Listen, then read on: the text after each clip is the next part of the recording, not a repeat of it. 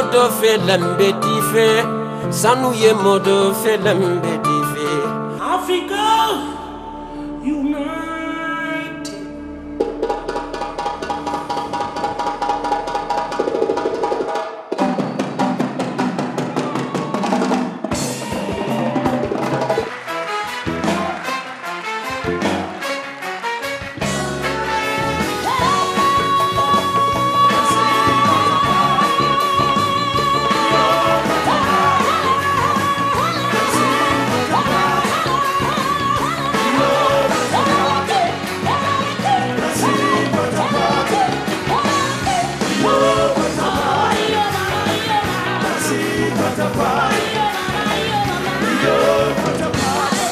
Sanouye modo fe lambetife, wariye modo fe lambetife.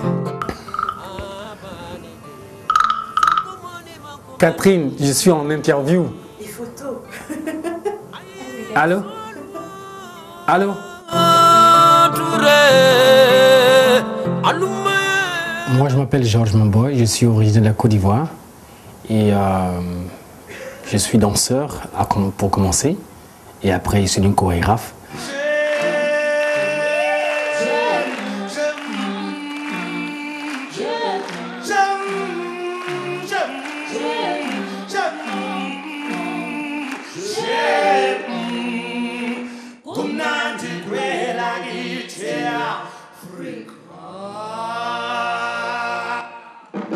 J'ai monté une école de danse, une compagnie de danse aussi à Paris.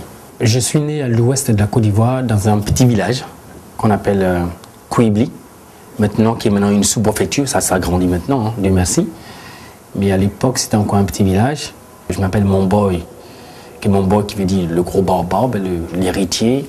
Mamboy c'est le repos éternel. Je me suis retrouvé à être initié dans cette forêt bellement sacrée, où j'ai appris plein de choses, la vie, la nature, la médecine, la patience, la vitesse, les pleurs, le rire, la conception, tout ça. Ça a été une très grande école pour moi, et pas fini, la danse. Pas à grand petit pas, j'ai été au Ballet National. À grand petit pas, j'ai eu une première commande du président Houphouët-Boigny, où j'ai fait la première comédie musicale avec Alpha Blondy, Nana Campbell. Et donc, à petits pas, j'ai rencontré aussi d'autres chorégraphes français. Et à petits pas, qui m'emmènent aux États-Unis, à petits pas, je me suis retrouvé en France. On parle souvent que de la guerre, mais on ne parle pas aussi de tous ces créateurs qui sont en soif, qui sont dans le besoin de parler aussi. On ne leur donne pas cette chance-là. Donc, en tant que chorégraphe, c'est la seule chose que je peux faire le mieux, que je sais faire et que j'aime faire. Parce que la chorégraphie, ça se multiplie sur le corps, ça se divise sur le corps, ça s'additionne sur le corps. Et donc le corps, c'est un terrain tellement neutre, un terrain où tout est à nu, où tout est dévoilé d'avance. Donc le danseur, il essaie de se cacher dans ce corps-là, parfois avec beauté, parfois avec laideur. Mais le corps, lui, va dévoiler ça avec beaucoup de nuances, avec beaucoup de poésie, avec beaucoup de rêves, mais qui nous projette dans le futur. C'est ça qui est très important. La différence entre la danse et la musique, c'est quelque chose qu'on peut réécouter, qu'on peut remettre, qu'on peut rechanter. Mais la danse, c'est la sueur. Il faut encore courir pour que ça ressorte.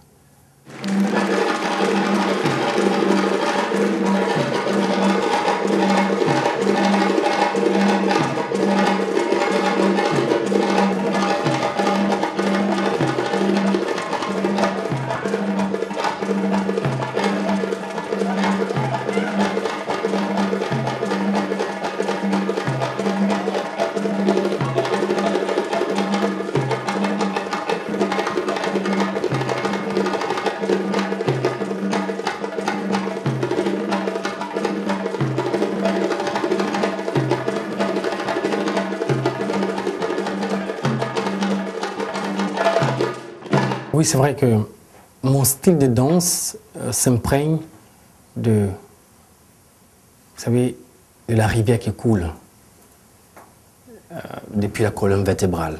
C'est-à-dire que c'est cette source d'eau interrompue et ininterrompue qui symbolise ma danse. Et que quand un danseur commence à danser, vous pouvez savoir tout de suite que quand il commence à symboliser ça, c'est vraiment la statue du monde, c'est la statue africaine, c'est la fierté africaine. C'est cette fierté au-dessus comme une déesse, comme si on est sans cesse en train de communiquer avec l'espace. On repousse l'espace, on reprend l'espace avec nous. Donc c'est tous ces sens-là. Et pour moi, la rivière, c'est très important parce que la rivière, quel que soit le barrage, un jour ou l'autre, traverse les barrages. Ouais. C'est ce qui est intéressant dans toutes ces danses nouvelles, c'est la manière que ça traverse les temps et que ça crée son espace nouveau et que ça regroupe encore, ça recrée encore une autre manière de communiquer avec les gens. Et par exemple, il y a eu la guerre en Côte d'Ivoire, ils ont créé Prudencia. Prudencia, ça veut dire regarde derrière toi, fais attention, s'il n'y a pas une balle perdue qui va t'atteindre. Donc tu vois, tu es en train en même temps, tu vois. Donc voilà, c'est ça qui est intéressant.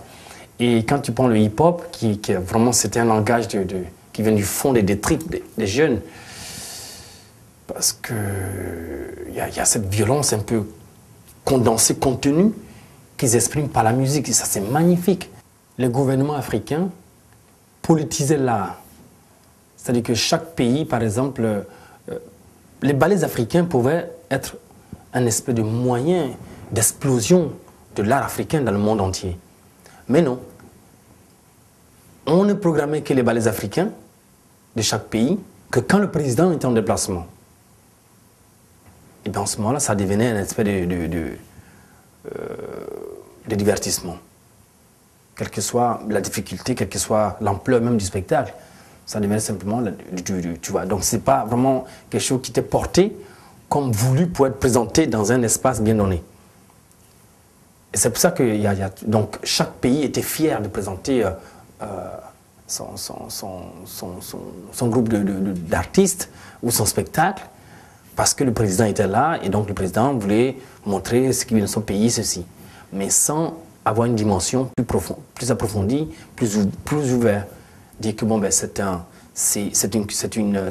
sont des artistes qui doivent être vus, qui doivent parler de l'Afrique, qui doivent parler de mon pays. Il faut organiser pour qu'il y ait une espèce d'échange proprement dit, oui, non. Et donc, Africa arrive au bon moment parce que c'est les artistes qui sont là, qui sont de différents pays, qui sont plusieurs comme ça, qui se mettent ensemble, qui au départ ne parlaient pas la même langue, qui parlent français, anglais, qui même d'autres ne parlent même pas français, d'autres ne parlent même pas anglais. Mais encore une fois, le corps a réussi à sublimer toutes ces différences et donc du coup a créé une famille et donc qui a créé vraiment un exemple de cette Afrique nouveau où on arrive, on défend un seul drapeau, le drapeau de l'Afrique. Tu portes ton drapeau, je porte mon drapeau, mais une fois on est sur la scène, voilà, c'est ça qui parle, c'est cette couleur d'Afrique et voilà, c'est ça qui est intéressant, voilà.